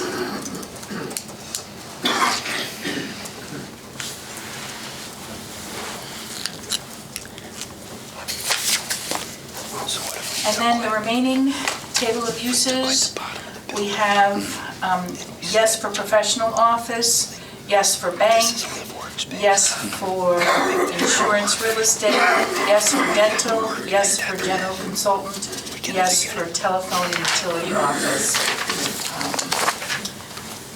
And then mixed-use development, mixed-use village rather, under garaging or parking of commercial vehicles, no. And my understanding is that's the residential part of it. Private stable not conducted for gain, no. Family pool, no. Neighborhood pool, Did we miss something? yes. I'm missing, I'm missing a page. Okay, well, this is the last page of the table of uses Commercial uses, right? under commercial uses, right? Oh, no, I think you skipped a lot. Yeah, 3.065, Yeah. and then we missed 3.066. Studio for professional photographer and artist. Right, there's like business uses come in after Okay, that. Mike, all right, let me just get in the book. Wait a minute, there must be another copy of that. Were there any changes in those sections?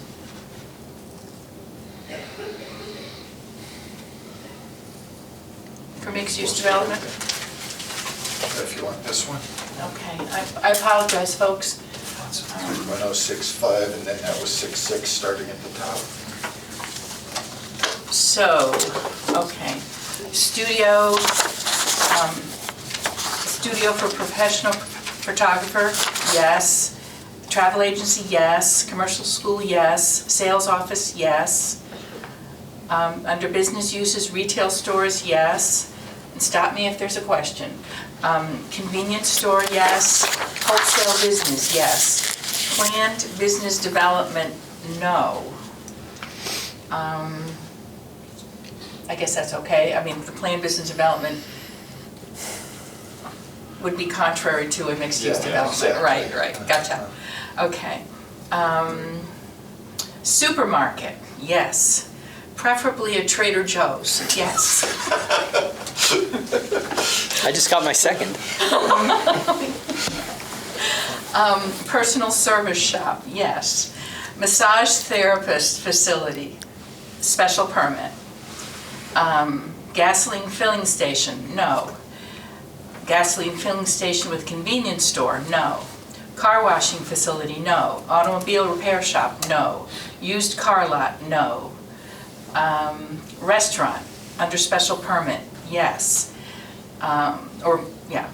Funeral establishment, no. Veterinary hospital, yes. Gaming establishment, no. Medical marijuana treatment centers, no. Okay, industrial uses, no. Wholesale trade and warehouse operations, no. Construction supply establishment, no.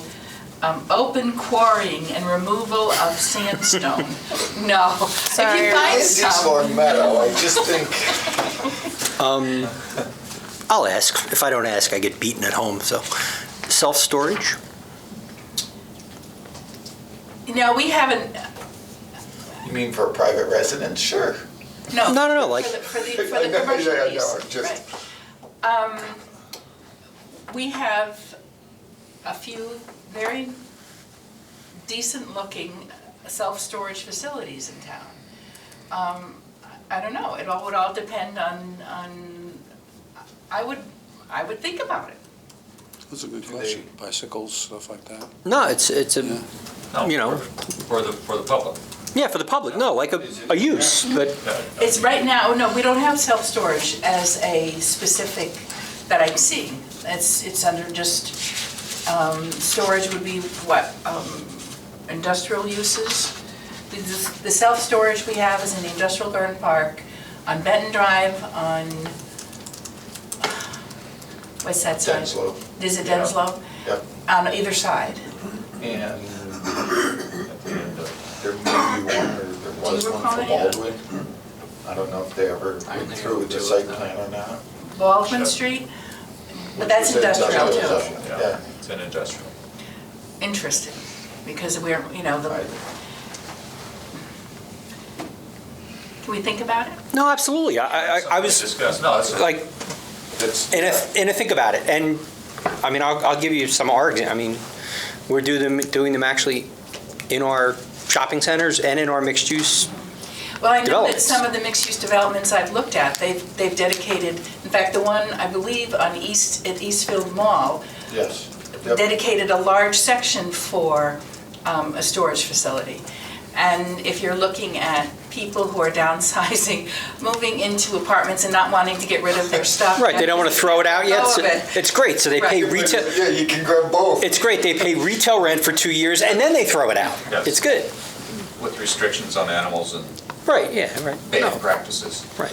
rock ban practices.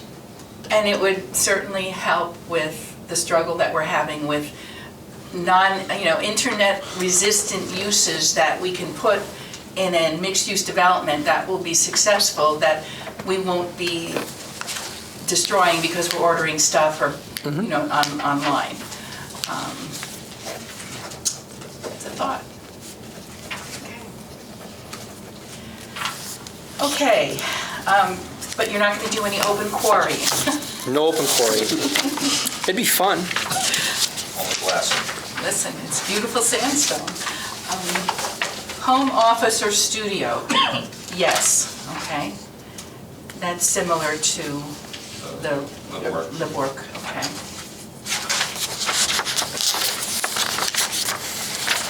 This is where the All right, five vehicles and- come in Right. there. Is this what part of the same? Permitted on Yes, a okay. lot. Private garage, yes, that's okay. Resident garage, right? Yes, Can I just, through the chair, it says no more than 5 vehicles shall be permitted on a lot. Not in a garage, but on a lot. Which shall be different for mixed use, obviously, because they're gonna have condominiums and apartments and townhomes. It's a lot. So we may need to get an exception here.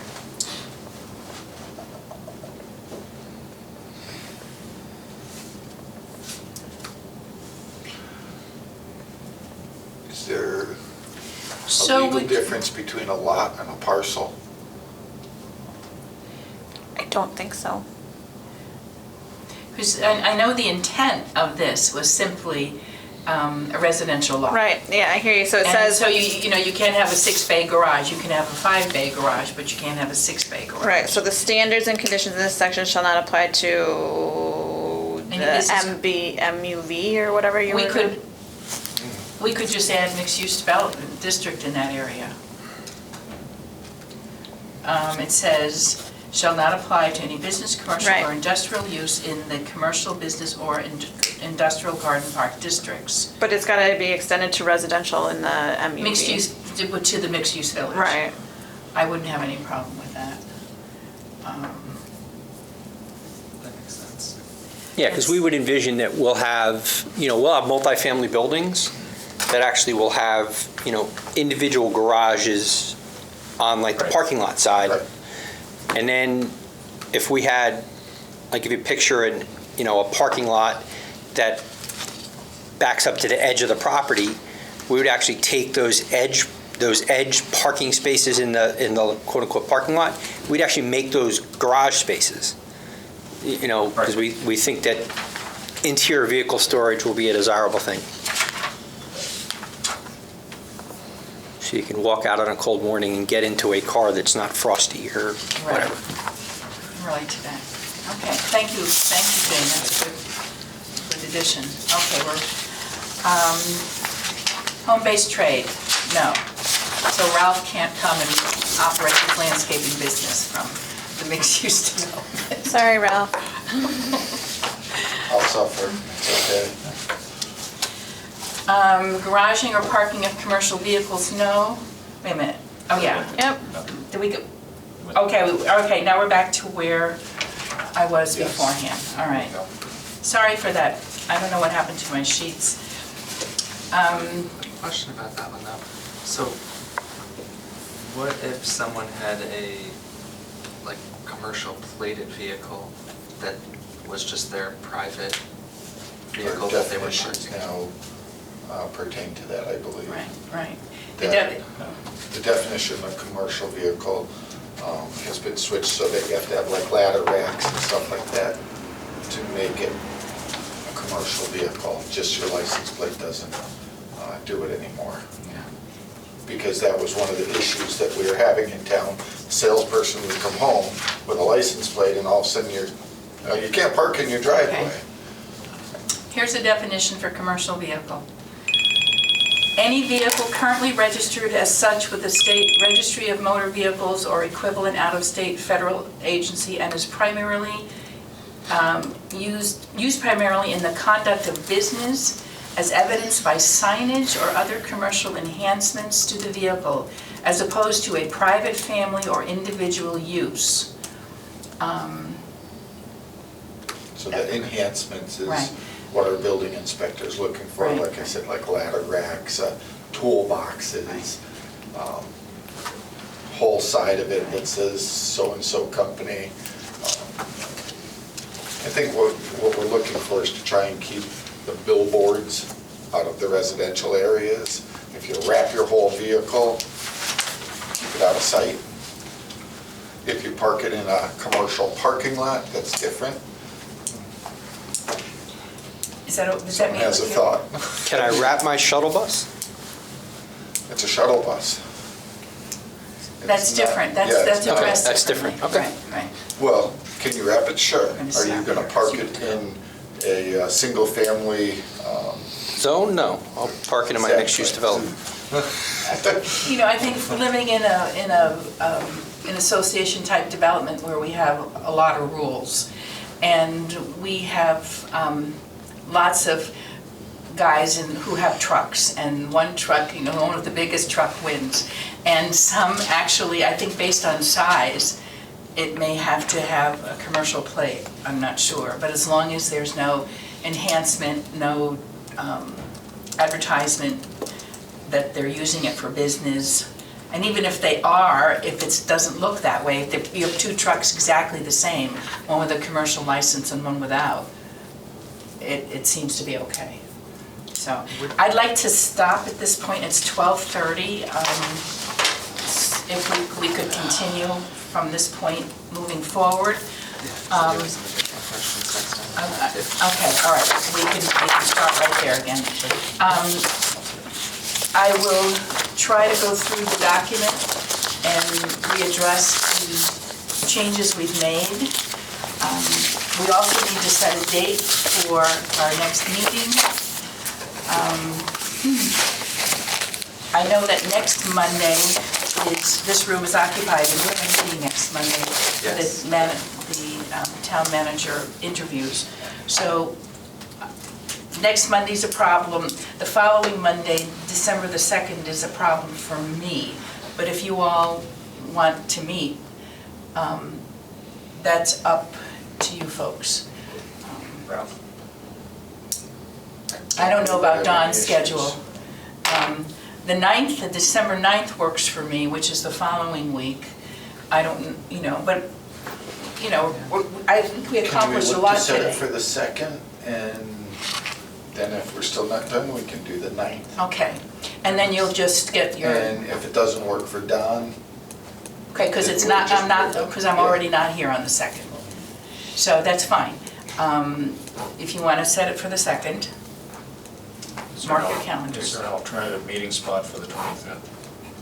We can't, we're missing Connor on the 25th, and he has some issues he wants to discuss. I guess he's gonna get a commercial vehicle. He's gonna sell a sports car. But anyway, so we're looking at the 2nd, correct? 10:30? 10:30, and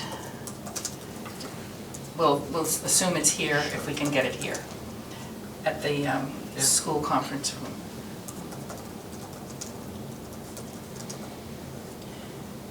Okay, any other questions or comments? Do I hear a motion to adjourn? Second. All those in favor? Aye. Thank you, Don.